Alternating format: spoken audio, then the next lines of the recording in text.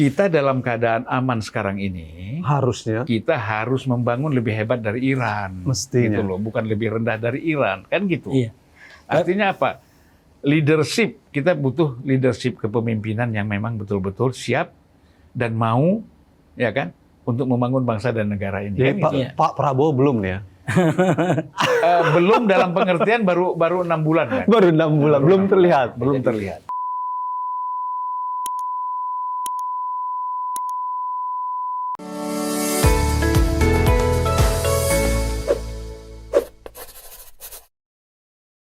Nah, kita ini masuk fase dialognya sedikit menyinggung soal dalam negeri. Nah, kira-kira bagaimana dampaknya? Tapi saya mau dikit tuh, aku Ya. setuju sama Abang. Sejak dia di embargo 79 beberapa kali, saya agak termasuk percaya manusia, subjek hukum, negara, entitas, semakin dia digencet, semakin dia mau berpikir secara serius dan dia semakin ideologis tuh. Nah, itulah Iran menurut saya. Ya. Sehingga dia membangun, digencet dia bukan mundur tapi dia berpikir itu. Kadang-kala Tapi, Pak, kita ya. baru berpikir ketika terdesak, Bang. Itu ya. Nah, itu yang terjadi kan dengan Iran. Nah, Ya. Indonesia enggak. Nyaman terus. Tapi menurut saya salah satu yang sangat menentukan itu adalah leadership-nya ya.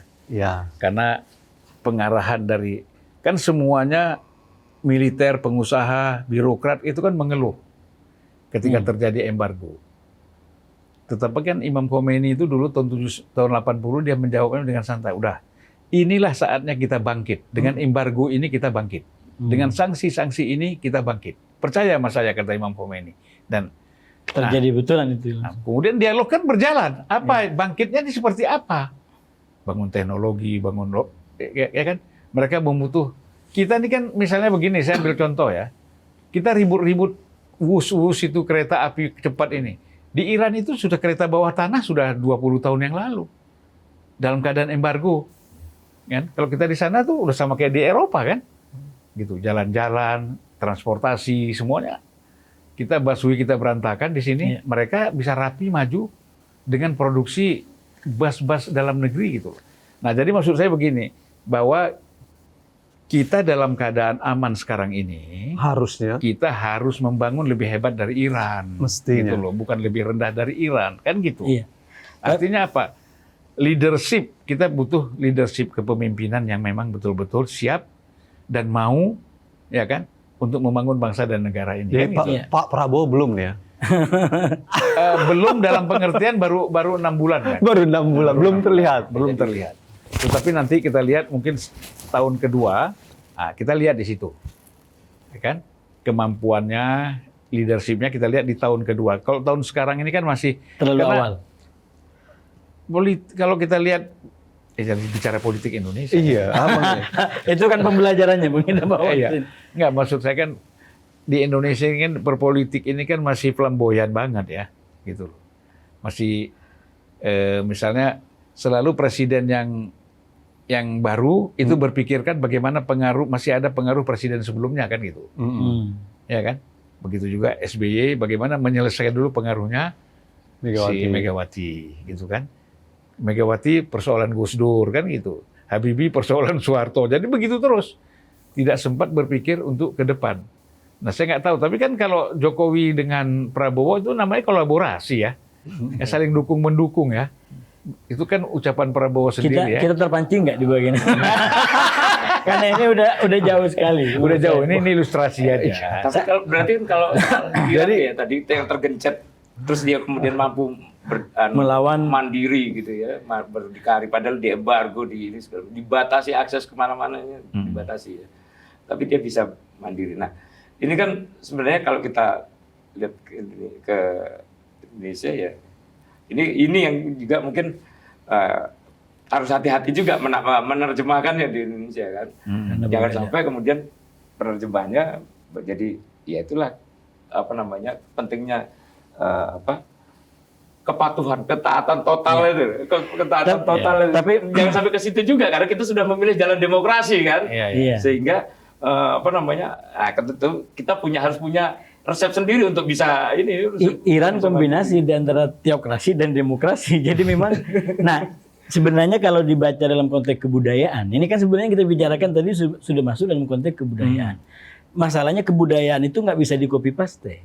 Nah ini mungkin nanti kalau kita mau bicara tantangannya di Indonesia. Saya dulu di Timur Tengah itu Bang, ada salah satu filsuf orang Maroko yang banyak karyanya dan cukup menginspirasi. Dia bikin perbedaan bukan dalam konteks sektarianisme ya. Bedanya kebudayaan Sunni dengan Syiah. Ya. Ini kan masuk di Syiah. Kata dia dalam bahasa Arab nih Bang ya, biar agak ada bahasa Arabnya gitu kan. Ya, biar Kalau kelihatan Syiah itu santernya. logikanya adalah idealisme. Mayem bagi ayyakuna. Jadi kalau Iran lalu memiliki semangat militansi, idealisme bahkan revolusi, dibaca dari sejarahnya itu nyambung. Dan itu lagi-lagi konteks yang nggak bisa diambil alih. Gitu. Sunni nggak bisa, karena realitasnya beda. Kebudayaan dia adalah laisal abda mimmakan. Jadi nggak ada yang sudah lebih baik dari yang sudah ada.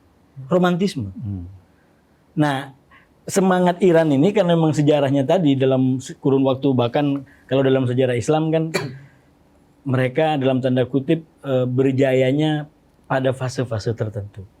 Jadi memang luar biasa membentuk sebuah etos kebudayaan yang berbeda. Nah, ini sekali lagi tidak bermaksud sektarianisme karena kita ingin mimpi kembali kepada humanisme lebih utuh tadi. Cuman barangkali dengan perspektif kebudayaan itu kita bisa lebih memahami yang diharapkan oleh Bang Arop tadi. Bagaimana dengan konteks Indonesia? Konteks Indonesia menurut saya ini yang lain lagi sebelum ke Indonesia di Timur Tengah karena memang ada musuh tadi. Jadi kesadaran untuk pertahanan itu makanya ada wajib militer karena nggak bisa lagi di depanmu itu adalah musuh. Di Timur Tengah itu lalu lintas saja udah biasa pakai AKP berapa itu udah bisa karena konteksnya ada Israel di seberang, ada ini situasi yang berbeda. Nah di Indonesia memang ini negeri makmur sentosa, jadi nggak ada orang yang mau jadi. Nah mungkin kalau dulu saya pernah diskusi sama almarhum siapa guru pertahanan Salim Said. Salim Said, memang itu pentingnya apa ya imajinasi musuh barangkali. Kalau cari musuh kan nggak enak juga kita untuk melahirkan. Iya imajinasi tentang musuh itu penting untuk kamu atau imajinasi untuk menjadi secure ya. Yang penting bisa sadar bahwa ini bisa hilang gitu, bisa kamu bisa diserang kapan aja gitu. Jadi jangan terlalu merasa di zona aman gitu. Ya kan sama sebenarnya. Kalau soal musuh yang dibayangkan, Israel juga kan membayangkan sekelilingnya itu musuh semua kan gitu. Singapura juga membayangkan bahwa di sekelilingnya itu ancaman semua kan bisa. Tapi kalau Indonesia yang lebih siap itu dari ancaman itu rakyatnya. Karena ada CCTV di rumahnya, ada penjaga, ya kan? Kalau negara ini kan CCTV kita melihat di mana?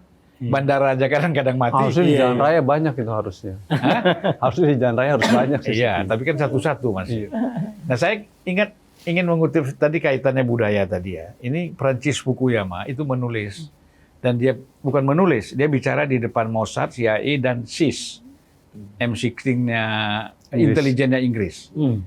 Kesimpulan dia mengatakan begini, kita ini kalau perang secara militer dengan Iran, dengan Syiah kata dia, bukan Iran. Ya, tentu ini maksudnya Iran ya, dengan Syiah, itu kita puluhan tahun nggak bakal menang. Itu kesimpulan dia. Jadi bagaimana meruntuhkan budaya yang ada di Iran itu. Budaya apa? Dia bilang Syiah itu ada dua budaya Mahdawiyah, Mahdiism. Ya. Keyakinan kepada kehadiran kembali Imam Mahdi memimpin negara di masa depan. Di masa depan, gitu kan? Itu bukan ketergantungan, iya, tetapi bukan berarti apatis. Kan, justru optimisme itu Bang. Optimisme yang muncul. Bagaimana meruntuhkan optimismenya ini?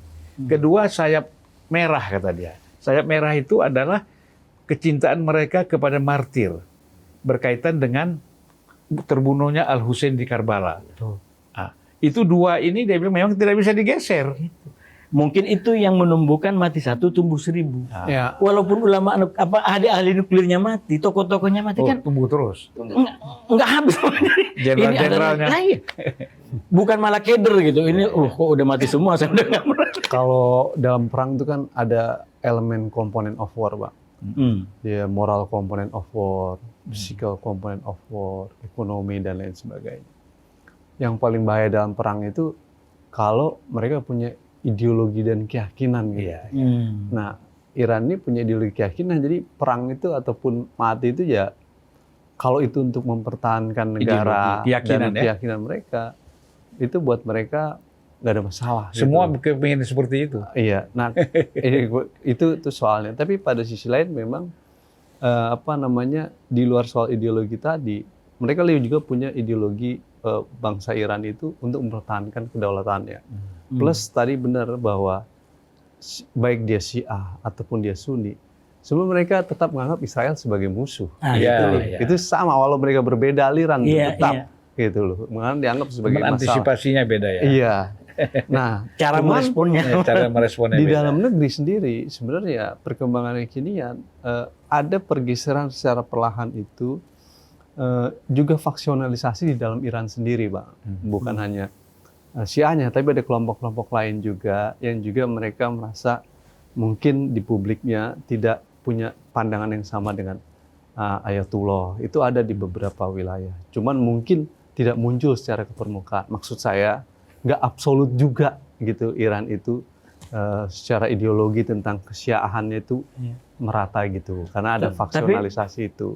Cuman memang karena dia sistemnya imam tadi itu, dia menjadi powerful untuk bisa mengendalikan gitu dalam konteks perang ataupun strategi perang dan lain sebagainya dalam pilihan-pilihan politiknya lah, politik luar negerinya. Nah, itu yang lebih menarik. Dalam konteks itu saya merasa bahwa akan ada ruang karena ada faksi juga di dalam Iran yang akan kemungkinan digunakan dalam konteks operasi intelijen dari luar untuk menumbangkan. Ya pasti. Imam. Itu daerah-daerah perbatasan dengan Kurdistan, ya, yang kemudian mereka di perbatasan dengan Saudi Arabia itu pasti ada. Betul. Karena mereka itu sebenarnya ya Syiah juga, tapi lemah mungkin, ya bisa dimanfaatkan dengan bayaran-bayaran, direkrut itu bisa. Sebenarnya dalam perang sekarang pun jangan-jangan bukan bisa, tapi memang sudah dilakukan. Jadi ketika Trump mengubah katakanlah tujuan politiknya dari intervensi, bisa jadi karena memang tesnya nggak mendapatkan hasil yang tadi. Mau dicoba lewat kelompok-kelompok perlawanan di luar, ternyata malah menyatu semua dukung Iran dan sekarang menyatu mengecam, mengecam. Karena soal ini gitu. Iya. Nah, itu saya melihatnya begini juga secara kebudayaan. Jangan-jangan itu kunci mati dari khas Iran yang istilahnya di antara demokrasi dan teokrasi ketemu di modelnya begini, Bang. Jadi kalau cuman demokrasi kan bisa dibom pakai kebudayaan luar tadi. Ini soal beda pendapat dengan orang bisa. Tapi kan ini nggak di Iran ini nggak semua. Ada teokrasi yang menghentikan semua percakapan. Jadi di ruang tertentu nggak ada lagi percakapan. Kamu harus taat dan jadi ada secara konstitusional. Ayatullah Khamenei itu sebagai disebut kalau di Iran bahasa Persia itu rahbar. Rahbar itu pemimpin atau marja, seorang marja, seorang pemutus punya authority dalam tertinggi dalam hukum misalnya. Tertinggi. Nah itu memang dia langsung yang di bawah rahbar ini adalah tuh agak pasdaran itu, ya militer, pasukan revolusi, polisi, tentara reguler, kemudian luar negeri. Nah ini dan penerangan satu lagi. Saya pernah tanya, kenapa ini? Ini supaya tidak bisa dipakai oleh eksekutif untuk kepentingan mereka. Kalau mereka membawahi polisi, langsung membawahi tentara, langsung media, langsung mereka bisa merekayasa media itu untuk kepentingan eksekutif. Tetapi kan kalau Ayatullah ini nggak punya kepentingan. Karena dia bukan dipilih oleh rakyat secara keseluruhan, tapi dipilih oleh Dewan Ahli, Majelis Gubaigon namanya itu. Nah, itu ada 9 orang yang menentukan memilih siapa yang bisa menjadi Walayatul Faqih, seperti Khamenei sekarang. Dan syaratnya adalah tidak semua ulama yang secara hukum agama, pengetahuan agamanya hebat, itu bisa diangkat menjadi Walayatul Faqih. Karena Walayatul Faqih ini dia akan berbicara tentang luar negeri, militer, dan lain-lain, dia harus betul-betul khatam dalam soal politik. Nah, jadi dari 9 itu akan memilih, kenapa dia yang dipilih? Dia pernah jadi presiden. Gembok itu, Bang. Makanya Pernah jadi menteri luar negeri. dia jadi, enggak. Sebelumnya kan menteri luar Bukan. negeri. Dia presiden. Sempat jadi menteri juga, menteri luar negeri sebelum itu. Oh Sebelum ya, presiden. mungkin ya. Dia jadi presiden, pidato politiknya luar biasa di Zimbabwe, di mana-mana, di Zaire, ya, waktu KTT non-blok, sehingga dianggap dia memang paling mumpuni. Dan tidak ada penunjukan dari Imam Khomeini harus dia. Diserahkan kepada 9 orang ini untuk memilih gitu loh. Ada yang pro, ada yang kontra juga di antara 9 orang yang ini. 9 ini. Nah, tapi pada akhirnya dia terpilih gitu loh. Nah, jadi tidak mutlak dia tiba-tiba jadi seperti itu, nggak harus. Dan 9 orang ini dipilih juga oleh ulama-ulama yang lain. Gitu kan prosesnya. Jadi teokrasinya, pemimpin teokrasinya juga dengan proses demokratisasi sebenarnya. Maksudnya kita mau ngubah MPR jadi gitu, Bang? Dia mau bawa ke sini lagi. Kalau kita ini mulai dari mana kita bingung. Ya, kita udah demokrasi sebebas-bebasnya. Ya. Jadi, Nah, satu lagi, si Francis Fukuyama itu mengatakan, kita harus menjadikan Syiah di Iran seperti Syiah di Azerbaijan. Azerbaijan itu mayoritas Syiah, tapi sekuler sekali. Liberal dan sekuler. Ya, nah, kita harus bisa ciptakan seperti itu. Sehingga tidak ada lagi mereka urusan agama, ketaatan kepada imam itu nggak ada lagi. Kita bisa kendalikan. Makanya di Azerbaijan itu ada pangkalan militer Israel. Nah, itu perbatasan yang kemarin kita punya pengungsi WNI kan lewat Azerbaijan tuh. Kalau normalnya ada jalan darat 8 jam, tapi kalau dalam situasi begini mungkin bisa 10-12 jam. Oke, siap. Saya kira kita sudah 1 jam lebih. Ini luar biasa kita ngobrol-ngobrol nih. Nggak terasa Bang ya? Nggak terasa ya. Terasa enggak? Nah, ini nanti khusus yang terakhir ini kita bikin di short ya. Karena jauh sekali dari pembicaraan yang pertama kan. Iya. Tapi kadang-kadang orang bilang, wah ini yang asik nih. Gitu. Oke, terima kasih ya. terima kasih, Bang. Araf, Fahmi, Bung Satrawi. Siap. Mudah-mudahan kita jumpa lagi di forum yang lain. Kita perluas lagi nanti ya. Dialog-dialog seperti ini perlu. Ini kan dalam konteks membangun pemahaman dan pencerahan juga. Kita di sini tidak ada perdebatan, tapi saling melengkapi. Ya. Terima kasih. Thank you, Bang. Assalamualaikum warahmatullahi Bang Dulvan. wabarakatuh. Terima kasih.